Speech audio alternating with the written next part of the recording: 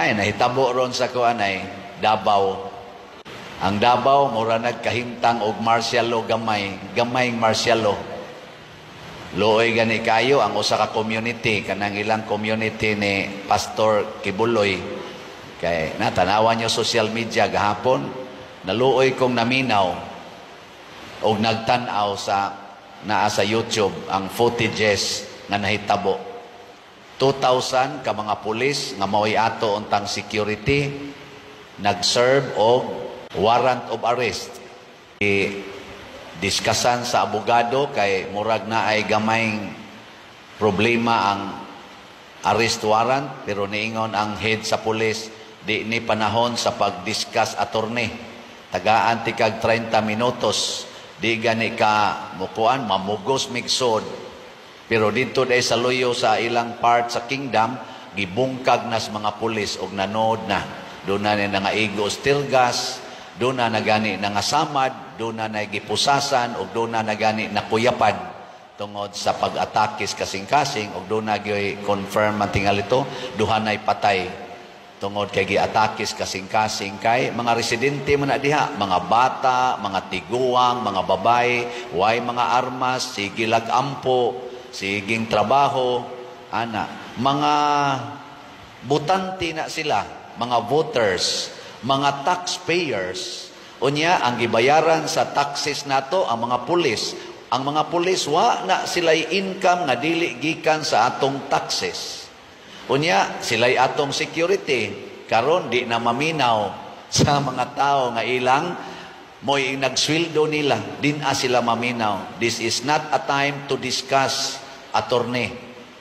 Dito las korte, basta kami musod gyud mi og di gay mo patuo, mamugos migsod. Og tinuod man, gipasod gyud sila kay mamugos man gyud. Gi-search nila gikas buntag hangtod sa hapon, og karon sa akong nabalitaan, di na kuno makagawas ang tuas sa sulod, og di na makasulod ang dias gawas. Ang mga pulis na naghari dito sa sulod sa maong lugar. Private residences. Arrest warrant ang gipakita. Why na arrest according sa ilang warrant of arrest, pero ilan ang gi-take over ang tibuok nga lugar. Ambot unsay isulti anis atong mga lawyers, sa atong mga leaders, sa atong nasod. Hain naman mong atong mga leaders nga nidaog tungod sa mga butar ani mga tawhana. Nganong nahitabo man murabag og atong tan-awon, murag ang gasweldo mauna nooy gi-oppress sa gisweldohan.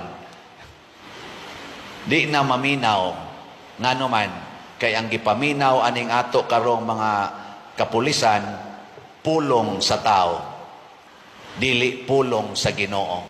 Unsa may ilhanan nga gisunod nato ang pulong sa tao, niagid ning tulo. Kanira gyoy common target or objective sa pulong sa tao.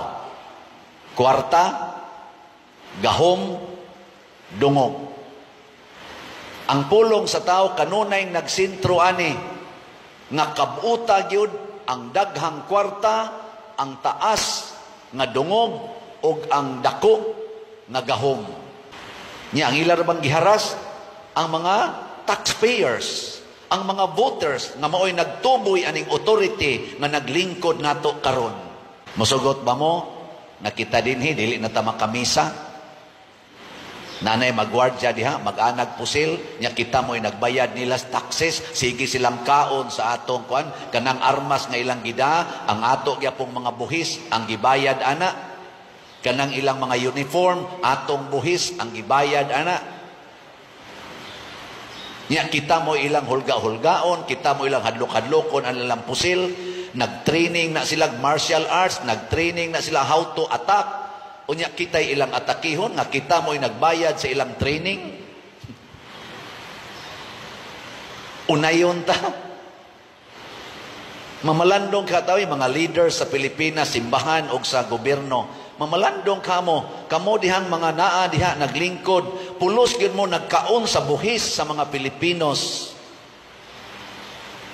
Ang uban pagani ninyo nangurakot nining buhis sa mga Pilipinos. Ang mga pobre nga mo'y nagbuhis, palit lang ka dihag isda, mo tindal kag isda, tikitan dayon ka. Apan kining mga dagko kay nato mga rangguhan nga mga tao na ipipila nila, siging pahimo sa atong buhis, mangutang pagyud sa laing nasod para igarantiya ang atong buhis. Nya unayon tag sakit, unayon tag persecute, unayon tag oppress. Pulong sa tao nga naghandom o gahom, kwarta o dungog. Kining mga tao nga nagsunod sa tawhanon nga mga pulong, gasigi lang ni sila og pahimo sa kwarta, mang biktima pagyod, unayon pagyod biktima ang mga tao nga mo'y naghatag nila kwarta og assurance sa kwarta. Himo-himo silang budget, himo-himog budget, kita mo'y gabayad anang ilang budget. Nya kurakuton pas uban, unayon pagita pagharas sa ilang mga sinugo. Mamalandong taani. Ako ni sulti ko ani dili pagpanaway sa atong gobyerno, kung dili kitang tanan mamalandong. Ako leader man sa kong simbahan, ni asay daghan dinhi sa simbahan nga hangol sa kwarta, hangol og dungog, hangol sad og gahom.